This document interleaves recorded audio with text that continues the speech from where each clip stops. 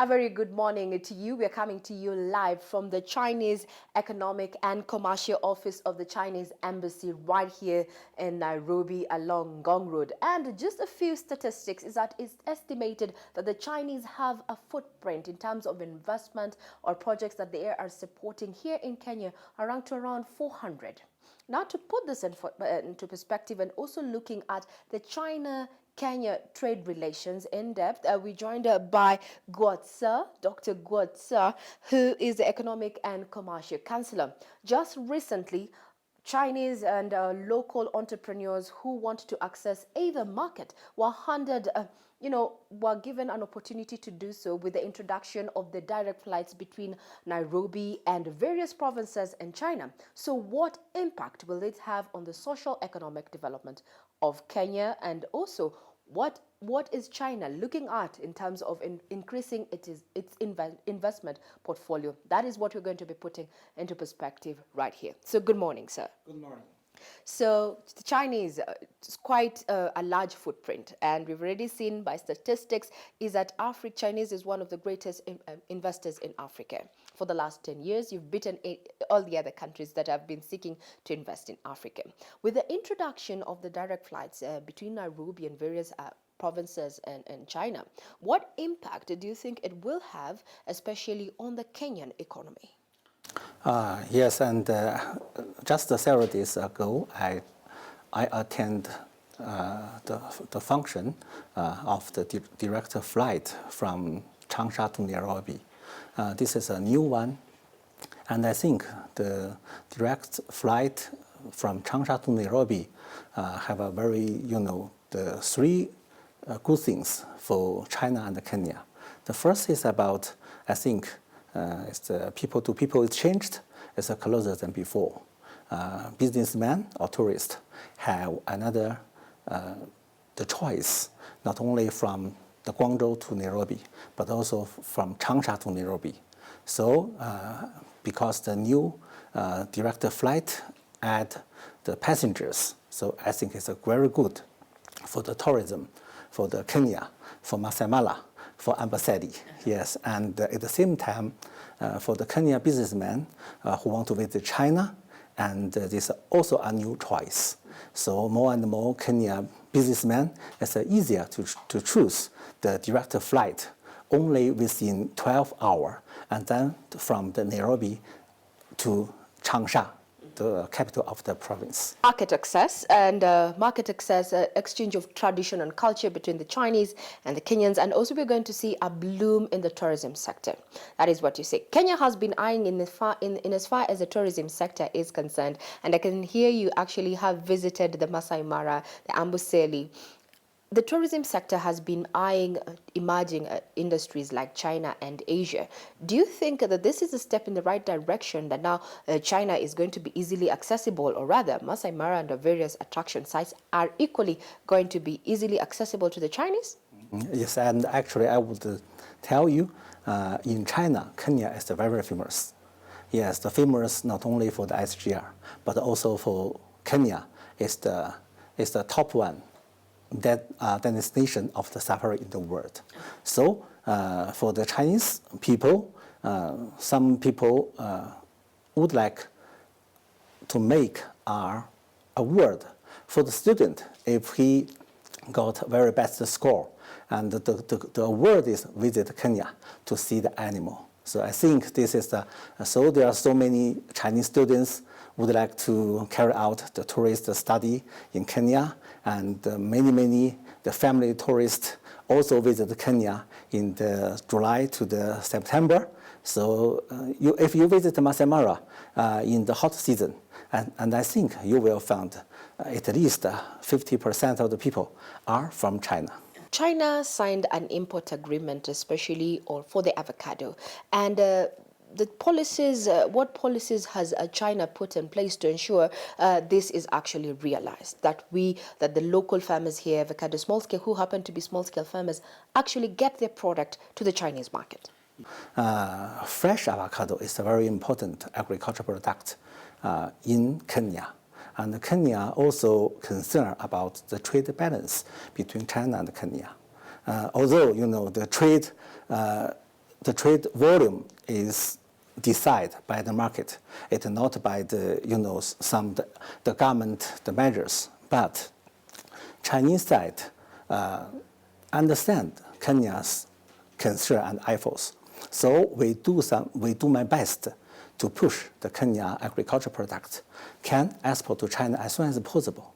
So one of the reasons is Chinese side arranged 2 Chinese experts to visit Kenya at the end of the March and the beginning of the April. Spent about 10 days to visit the Kenya farm to verify the avocados. But because this year's weather is very hot, it's a few reasons. So this is not good thing for the avocado because the pest will found more than normal, and some pests have found this is not mentioned in the document submitted to the China before. So Chinese experts need more time to evaluate what can do for the pest. If the pest in China, the same pest, okay, it's the same thing. But if the pest only in Kenya, but in China we have no this pest, so we need to do more to guarantee the security. So we have attend the final meeting, the Chinese experts and the Kenya experts from the cafes. During this meeting, we ask the Chinese experts, what can I do for the Kenya avocado? How can I do as soon as possible to export to China? They told me maybe frozen avocado is the easy way. So this is the frozen avocado. As the first step, the avocado export to China. Nowadays, Kenya and China's agencies work together to evaluate the pest in the process. If I remember it's correct, on 9th of April, Chinese customers sent a letter to the Kenya cafes about some measures will be taken to deal with the pest from the Kenya side, and also gave a suggestion about the frozen avocado. The result is frozen avocado you have seen at the end of the April, the Belt and Road Summit, His Excellency President Uhuru visited China, and frozen avocado protocol have been reached. So this is the first step. Some newspaper complain about this is a technical barrier for the Kenya farmers. Yes, of course. But this during the process, Kenya experts and China experts work together, only spend 2 weeks to reach frozen avocado. It's the magic. It's the magic. So I think this is only the first step. And nowadays, Kenya's cafes have worked very hard to cooperate the Chinese side to how to control the pest. And I think in the near future, the two sides will find the solution of the control this new pest. So just to make a clarification, it is not a technical barrier just to hinder the local avocados accessing the Chinese market. It's because of the pest that you settled on the frozen avocado. And that plans are underway. We're working together. The Chinese government is also working with the local government here and experts to ensure that we can get more avocados access the Chinese market after we have dealt with the pest. Is that so? Yes, actually, this is the first step. Because if a technical barrier, we do not the technical barrier. Because if what kind of the agriculture will export to China, to some extent, is up to the Chinese government decision. So we take the frozen avocado is very concerned about the Kenya's efforts, and we want the first step. We would like to frozen avocado, like how to say, the pioneer, to the Chinese market. Yeah, I have visited the frozen avocado companies in Namasha. Nowadays, the local company, they can export the one container about 16 tons to UK every month. But this company's capacity of production is a full container, 1 month. So, and I think nowadays all is ready. This company has been listed in the Chinese customers' website. They can export frozen avocado smoothly. So if the market is opened, if the market demand, these companies know. So I think they will to buy more and more frozen facilities to create, to produce the more frozen avocado. China has been Africa's greatest investor. Over the last 10 years, we've seen even the investment value has gone up, and it is ranked in the billions, in the trillions of dollars. But now the question between Kenya and China, when we look at the trade, there's a trade imbalance that is in favor of China. And I'll just take you back to what you said, is that trade is driven by market demand. Kenya prides itself as an agricultural economy.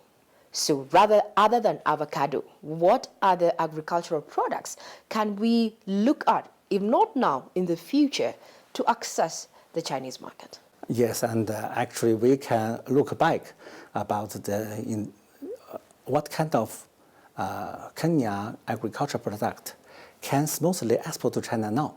And the first, I think, is the cut flour. The cut flour, and maybe 4 years ago, only 100 tons export to China. But last year, it's nearly 800 tons export to China. It's increased rapidly.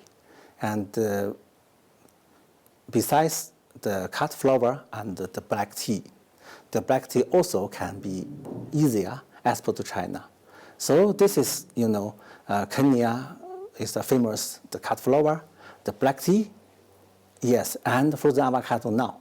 In the future, and I think the Kenya's the beef, the Kenya's the lamb, and maybe the Kenya's macadamia, macadamia, yes, and also this the product can easily be export to China, yes. And the two sides, we have the China nowadays is the big trader of the Africa. How futuristic is this? Because it sounds very promising. Yes. Are there talks in the offing to expand our portfolio, our export portfolio to China? All this depends on the technical experts' evaluation. Yes, we can't promise you our exact date, but we would like to say Chinese embassy in Kenya do my trust to push this date as soon as possible to realize. The ongoing China-Africa Economic Trade Expo that is currently underway in Hunan Province, China. Just what are the key highlights? I understand it is the first of its kind. What are the key highlights of this expo? Yes, and it's my great pleasure to receive your interview today, because today is the opening ceremony of this expo. The highlights of this expo, I think there are three sides. The firstly is about capacity building. This is not only our expo, but accompany the expos, to carry out. There are a series books can be published to the people. The books is about 101 successful case between China and the Kenya cooperation. As for the Kenya, and I think at least about 2 or 3 cases involved. The first is the famous SGR, and the second is about the vocational training by the Chinese company named IVIC. Those are the key highlights of this expo. Yeah. But I also want to look at how would Kenya benefit in actually, we know 53 African countries are attending this particular expo, Kenya being one of them. What would be the take-home lessons for Kenya by attending this expo? Expo is a platform. It's a platform for the Kenya companies and the Kenya products. this platform, actually, there are many Kenya's products will show to the Chinese market, to the Chinese people, Chinese companies. So I think this is a very big, good thing to the Kenya, because Kenya maybe is some the limited of the advertisement, limited of the the capacity of the how to say broadcasting maybe, yes. So maybe it's the Chinese people, Chinese market know the Kenya's product very few, but this is opportunities to show, just like the last year in the November Shanghai import export. Yes, also many Kenya companies visit, and this time Kenya believe this expo is very important. So the EPC, Import Promotion Council, yes, as the organizer to at least I think 50 Kenya's businessmen and officials visit Changsha to export. And actually, we would like to show you is about, okay, this is the EPC Twitter today. Ah, Yes. very well. Yes. Quite interesting Yes, that. it's from the Changsha Expo. Very well. The Kenya Promotional Council there, Export Council there, working at having this businessmen or rather entrepreneurs there. Now we understand that it is going to be in Hunan province, and the China's Southern Airlines also introduced a direct route to Hunan province in not too long. So why Hunan province? If you know China, now the official name is the People's Republic of China. The founder of the PRC, the chairman Mao Zedong, is from Hunan. Yes, and the chairman Mao support the African countries independent strongly in 1960s. So, and I think in maybe your father, your mother will know Chairman Mao's name. Yes, and this is the first reason, I think. And another reason is Hunan province are the solid foundation for the China-African cooperation. Yes, and many Hunan province have located in Africa and carry out investment and infrastructures. Another very important thing is the Hunan is the agriculture province, just like majority African countries. Trade opportunities abound between Kenya and Hunan?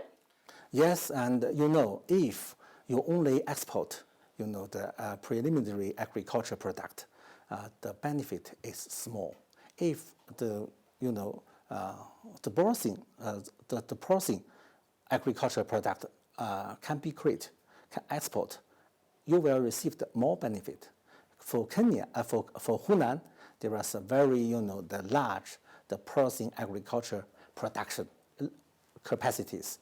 So this expose some of the enterprise will also to meet the counterparts.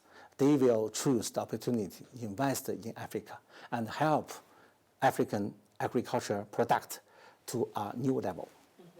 Now, as you come to a conclusion, we've already stated that the issues of trade imbalance, from where you sit as the economic and commercial counselor here for the Chinese embassy, what is your take? What lessons, what can we do as Kenya to expand our export portfolio, especially now that the Chinese market is literally open? China now is actually the biggest trader of the world. And we do not want to emphasize China first. We want to say we will carry out the win-win cooperation policy. So China's store will open than before. We welcome the African products to China. At the same time, for the African product, you must available for the demand of the Chinese customers, for the Chinese market. So, and I think the measures will be taken by the African countries, just like the Kenya, is upgrade the manufacturing industry.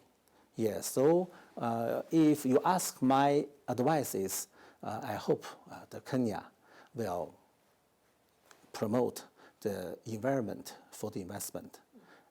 And many Chinese companies and foreign companies would like invest in Kenya. And then not only to offer the local people more and more employment position, but also they can upgrade manufacturing. They can upgrade the product made in Kenya's products quality. So you can, these products can the strong competition to export to China, export to US, export to the Europe.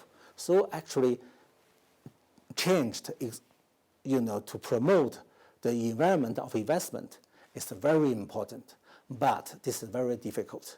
You must the government must take, high efficiency measures, and the officials must very clean.